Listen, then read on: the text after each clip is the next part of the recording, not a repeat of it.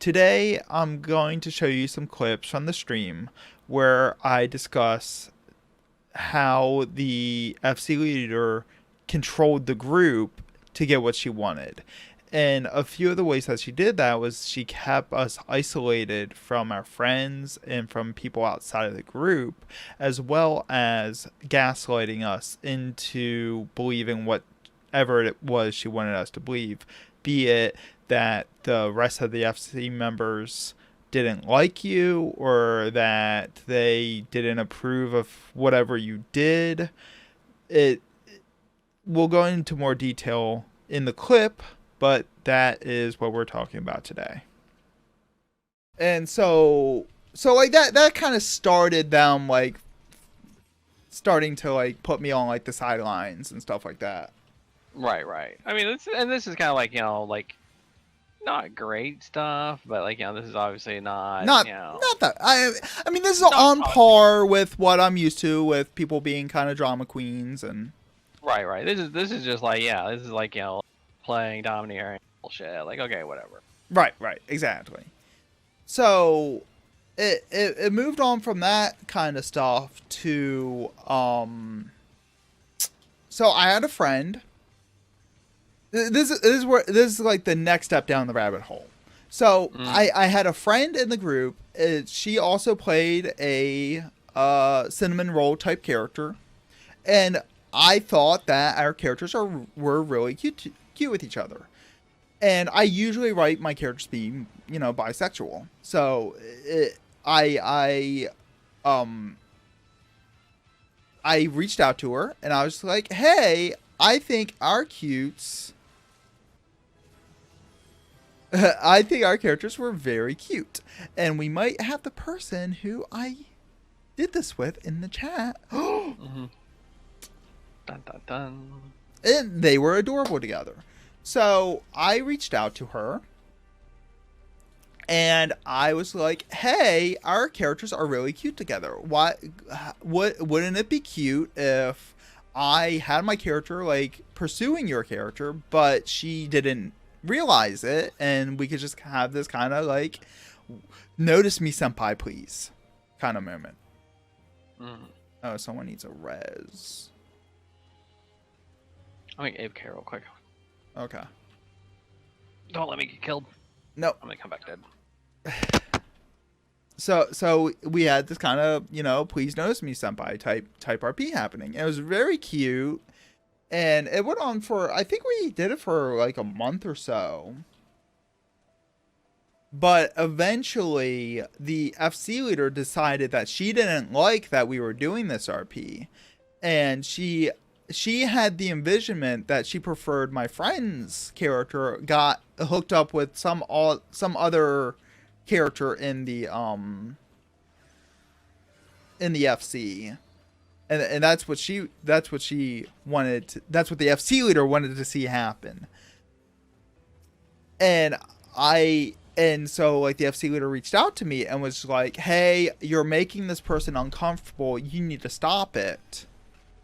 And I was really confused because I had reached out to this person who was my friend, and I was previously I'd reached out to them, and I was just like, "No, like we've already communicated about this. Like she says she's fine with it." And the FC leader went and told me, "Oh no, like she just told me that she's uncomfortable and that she's afraid to tell you because she's afraid of hurting your feelings, and you really need to stop it." And I'm paraphrasing. That's not exactly how it was said, but that was the intent of her message. And so some context around this, however, is that day I did not have power in my house. We ran out of electricity. So I was on survival mode, just trying to like get the house set up for not having power, getting the generator running. I was able to get internet at least get my internet running so that I could have internet for a while because we wouldn't have TV or anything. And so like that day, the FC leader like demands that I get in voice chat with her and her henchmen, so that she can chew me out over making my friend uncomfortable and for violating FC expectations, and because I'm not role playing the way that they want me to, and because I'm copying other people's roleplay stories because we happen to have some similar RP stories that just happen to have similarities with each other. And so like I'm here on my computer without electricity on my phone in this voice chat getting chewed out, and I'm sitting there going, I don't have electricity right now. I can't really deal with this at the moment. Can we talk about this later? And they're like, oh no, well we just want to get this out of the way. And it was just really disgusting because like this is game stuff. Like this can be handled when I'm, playing the game or in the game, not when I'm dealing with some real life stuff. And that the within the hour that I joined, or that I got power back rather, I left the group because I was just like, I can't deal with this. I can't deal with the gaslighting anymore, because basically she was making me doubt my friendship with the other people in the FC because I wasn't doing what she wanted me to do in the group. So she was trying to she successfully isolated me from the people that I was almost certain were my friends, because she was gaslighting me the entire time. And like she was using her officers to reaffirm what she was saying by saying like, I heard the same thing from this person. So like Right. it was a group tactic of gaslighting. And the only choice I had the only choice I had at that point, because I was convinced that my friends weren't going to tell me the truth if I reached out to them, was to leave. Was to completely cut ties with everything, just leave and go start new somewhere else, because I couldn't trust anything that I was told out of the group at that point. So that's a bit of my story from that group. I want to talk about the gaslighting. You might hear this and think to yourself, oh, this would never happen to me. But the fact of the matter is that this can happen to anybody. It doesn't matter how smart you are. It doesn't matter how observant you are. When you're dealing with bad actors, like what I had to go through, they're going to go through whatever means they need to get what they want. And in this case, the FC leader was looking for very specific kinds of people in the group that they could take advantage of. And in order to get rid of me, because I wasn't doing what they wanted me to do, they started taking little details of my actions and of my behaviors and started spinning them in a way that made me look bad. And they started spreading that information with the other FC members with their spin on it, so that I didn't look favorable to the group anymore. An example of this would be, I liked to use rolling to do skill checks on myself, especially if I was taking an action that my character wasn't necessarily good at. And I would, expectedly enough, I wouldn't do well. My rolls wouldn't do well.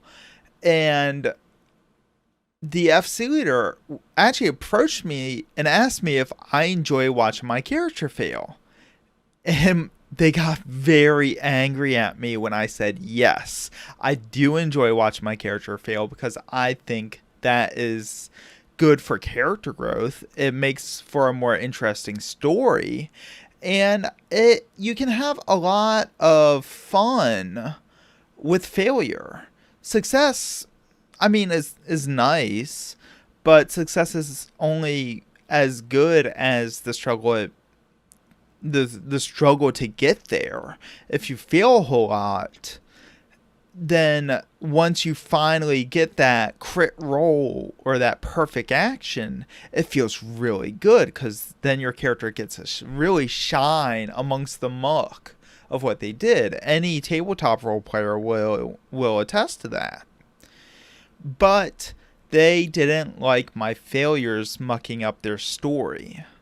And so they started saying how horrible of a role player I was, for example, because I kept failing, I kept using roles for actions that they didn't think I should use roles for. I shouldn't leave it up to chance.